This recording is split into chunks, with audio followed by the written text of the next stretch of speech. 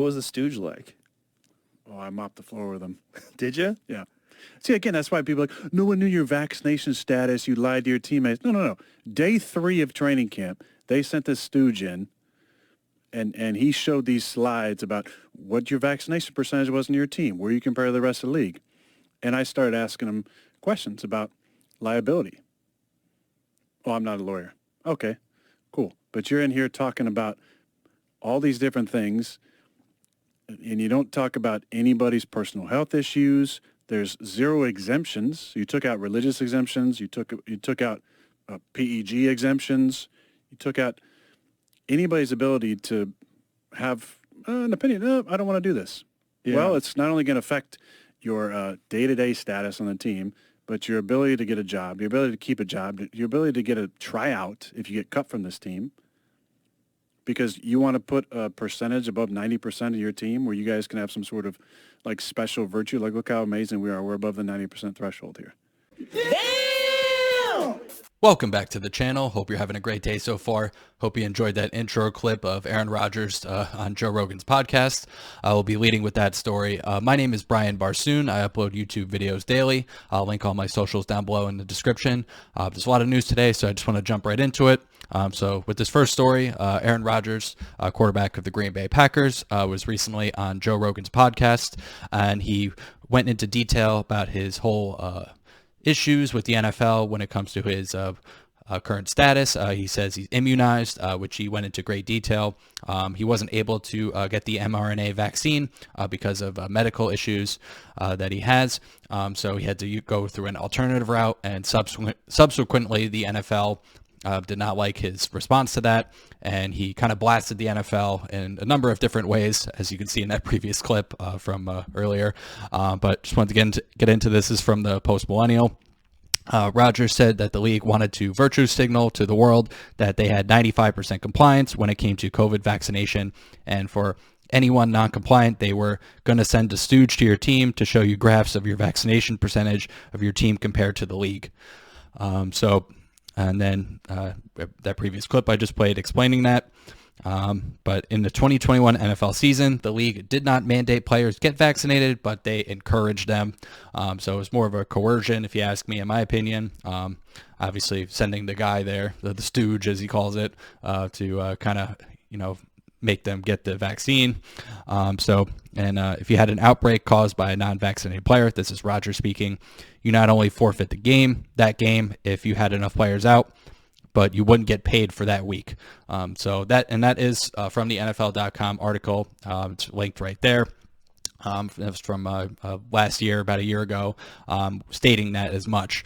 That was the pressure that they were putting on these teams and players to get vaccinated. And they got rid of all exemptions, no religious exemptions, no medical exemptions. They got rid of all those and just said, get it or don't get it. And he does go into detail in the podcast as well. They separated them by different wristbands. If you were vaxxed, you got a green wristband during training camp. If you were unvaxxed, you got a yellow wristband, and that you couldn't leave the Green Bay area. You had to be tested every day. And he does mention that he only went to the bookstore and to the grocery store, so he's kind of hand-tied with what he could do during the NFL season. So obviously it didn't stop him because he had a great year last year. But then, just going into more detail here, he's allergic to some of the ingredients in the vaccine. And at the time, the Johnson & Johnson vaccine had just been pulled. That was the only one that wasn't an mRNA vaccine. So he had no other choices. It was either that or nothing. So obviously he went to some other methods to do it. Whether you agree or disagree, that's up to you. Let me know in the comments what you think about that. I was fine with it personally. Everyone is different, and I do have to stress I am not a doctor. Consult your doctor, just for YouTube purposes. I'm not a medical professional. Seek a doctor if you want an opinion. Everyone's different when it comes to that. I know some people need it, some don't. But moving forward here, let's see what else we got here. And Rogan did note that the White House secretary job, they were talking about the different secretaries as well. They were talking about Jen Psaki and then Kayleigh McEnany, Karine Jean-Pierre, or KJP, if you want to call her that. She's not doing a good job. She's, you can tell she's nervous up there, but that's an aside I just wanted to mention. But it was very interesting, this podcast. Go check it out on Spotify. If you're not, it's really interesting. It was about 3 hours long. So I just wanted to lead with that. And then moving on to the next story here. And this has to do with NASA and the Artemis 1 test flight that was supposed to go off today. It got postponed after some issues arose, and let's take a look at that. So it is breaking down. It was supposed to go off today. There are still scheduled to, they have 2 different dates where they can have windows. One is on Friday coming up, and then the other one is on Labor Day next week. So hopefully they can get this done. So just to break it down, it's a capsule. It's going to be on a 42-day mission going to the moon and back. It'll be the first time, I believe, we've tried to go back there for several decades now. So let me see if I can find the issue that it was having. I believe it had to do with a coolant issue. They were trying to put the fuel in, and then some sensors went off. Let me see. Yeah, brief indication of a hydrogen leak. Trouble cooling one of the rocket's main engines. Forced managers to call off the countdown.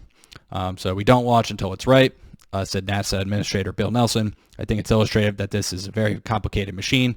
Obviously, I believe it's So NASA was taking no chances with the $4.1 billion rocket, the most powerful ever built for the civilian space agency, and the linchpin in its plans to return astronauts to the moon in the next 3 years with the Artemis program, which it's named after. Here's a tweet from NASA that was from this morning. The launch of Artemis 1 is no longer happening today. And it just goes into that, and you can click on the link if you want. This is from Twitter. And these are the different times that they're offering. So this is the one for Labor Day, would be in the afternoon. So it'd be kind of cool if it launched on Labor Day. And I mean, obviously I hope it goes off on Friday, but, just be kind of poetic if it goes off on the holiday. We could all, kind of watch it, and that'd be kind of cool. If they can't do these dates, then they're going to have to take it off the pad, and then they'll have to reassess. I'm not sure what the next dates are. I'm sure we'll get some updates on that.